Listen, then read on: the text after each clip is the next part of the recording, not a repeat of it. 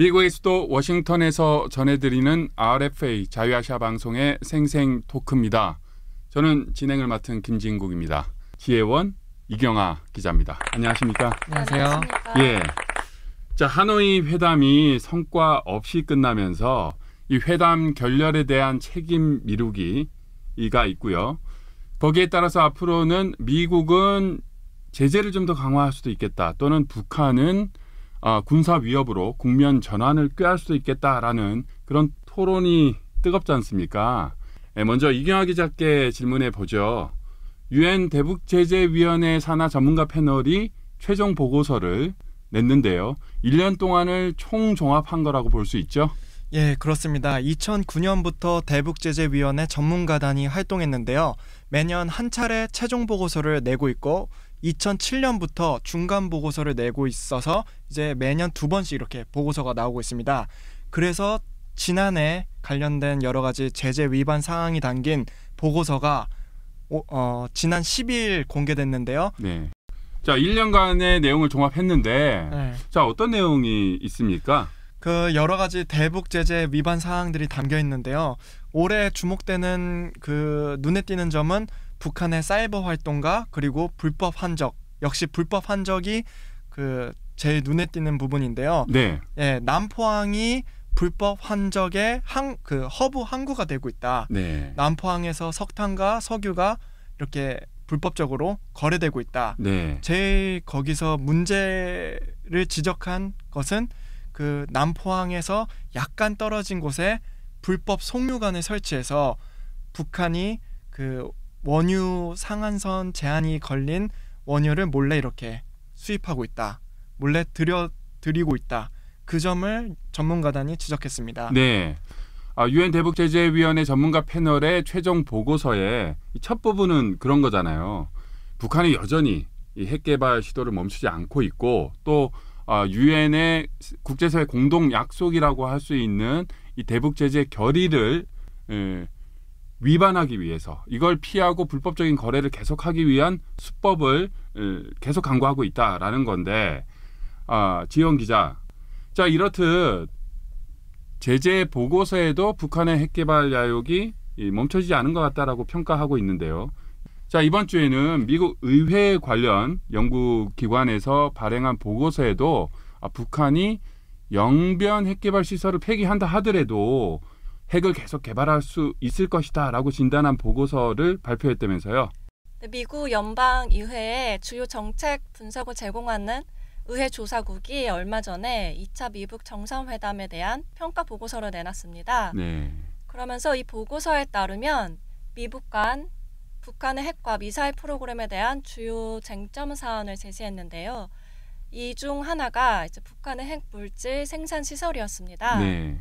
그래서 이 보고서에 따르면 북한이 영변 핵시설을 폐기한다 하더라도 북한의 핵물질 생산 능력을 모두 종식시키는 것은 아니고 미국 정보 당국도 영변 이외에 추가적인 핵물질 생산 시설이 있을 것이라고 이미 보고한 바 있습니다. 네. 네. 그리고 또 이번 보고서에서 가장 중요한 거는 그 북한이 어업권을 팔고 있다. 그 북한 영해에서 그 조업할 수 있는 그 어업권을 팔고 있다는 점을 그 지적했는데요. 제가 제일 우려되는 거는 그 통일된 조국에서 이제 그런 어업권 문제에 있어서 이렇게 갈등이 생길 수도 있고 네. 그 어업권을 사간 나라로 인해서 그 어족 자원들이 이렇게 고갈될 수 있다는 점이 저는 가장 우려됩니다. 제가 이경아 기자 기사 중에 좀 인상 깊게 본 거는 흔히 말하는 요새 또 뜨는 거 있잖아요. 가상화폐 그리고 네. 해킹 이것도 최종 보고서에 있죠. 예, 그렇습니다. 그 지난해 보고서에서는 그 북한의 사이버 범죄를 거론하긴 했지만 그 방법과 그 수법에 있어서 그 북한이 여러 가지 군사 정보와 여러 가지 그 각종 보안 정보를 탈취했다는 점을 부각시켰는데요. 네. 올해 보고서는 그 북한이 사이버 범죄 활동을 통해서 그 외화벌이를 하고 있다. 그 점을 지적했습니다. 그래서 보고서에는 그 정확한 그 액수까지 이렇게 거론을 했는데요. 그 북한이 주도한 해킹 범죄로 그 가상화폐 5억 7천만 달러 정도가 그 외화벌이를 하려고 이렇게 뺏었다고 이렇게 주장하고 있고요. 제가 제일 우려하는 거는 북한의 사이버 범죄 활동이 그 24시간, 그 언제 발생할지도 모르고 그렇죠. 모든 나라에서 피해가 발생할 수 있다. 그 점이 제일 우려스럽습니다. 지영 기자, 이번 주에는 또 국무부에 직접 취재 가셨죠. 네, 지난 13일이었죠. 미국 국무부가 북한을 포함해 약 200개 국가의 인권 실태를 조사해서 발표하는 인권 보고서를 발표해 그 자리에 직접 갔습니다. 네. 자, 국무부가 1년에 발표하는 주요 3개 보고서 중에 인권 보고서 무게를 가장 많이 둔다고 할 수 있는데요. 마이크 폼페이오 국무장관 오랜만에 직접 보셨죠? 마이크 폼페이오 미국 국무장관이 나와서 5분 정도 간략히 보고서에 대한 소개를 했고 그 다음에 마이클 코작이라는 미국 인권 담당 대사가 나와서 기자들의 질문을 받았습니다. 네. 질문은 북한이 미국과의 대화에 관여함에 따라서 북한이 인권 상황에도 개선을 보이고 있느냐 이렇게 물어봤는데 코작 대사는 바로 아니다. 진전이 있는 것을 보지 못하고 있다 이렇게 말했습니다. 네. 보고서에는 북한의 인권 상황 매년 부정적인 내용이 가득합니다. 자, 올해는 어떤 내용을 주목해서 보셨나요?